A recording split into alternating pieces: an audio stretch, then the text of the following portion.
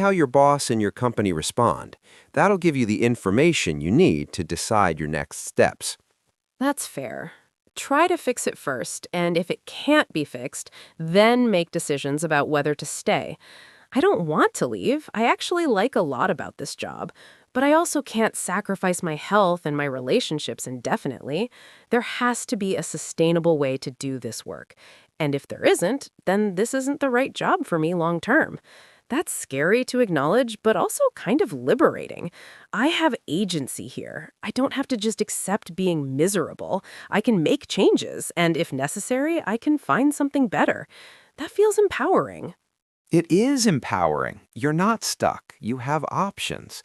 And recognizing that gives you the confidence to actually implement these changes. When you're desperate and feel like you have no choices, you tolerate things you shouldn't tolerate. But when you know you have agency and options, you can advocate for yourself from a position of strength. So start with the small changes. Delay email responses, have the prioritization conversation, start leaving at reasonable hours, see what happens. You might be surprised. Your boss might be more understanding than you expect. Or you might confirm that this workplace culture is toxic and it's time to move on. Either way, you'll have information to make good decisions. Okay, here's my plan. This week, I'm going to stop checking email after 7 p.m. I'm going to have a prioritization meeting with my boss. I'm going to leave the office by 6 p.m. at least 3 days this week. Small steps toward reclaiming my life. And I'm going to pay attention to how people respond.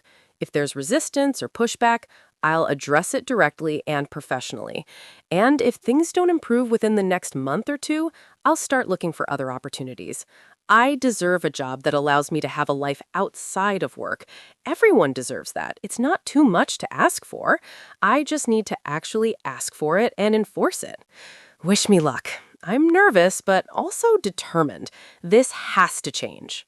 You don't need luck. You need courage and consistency. And I can tell you have both. This is going to be uncomfortable at first because you're changing established patterns, but stick with it. Your health and happiness are worth protecting. And remember, good employers want sustainable employees.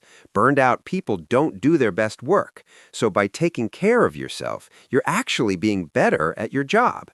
So don't feel guilty about setting boundaries. Feel proud. You're modeling healthy professional behavior. And 6 months from now, you're going to be so glad you made these changes. I'm proud of you for recognizing the problem and taking action. Now go reclaim your life. You deserve it.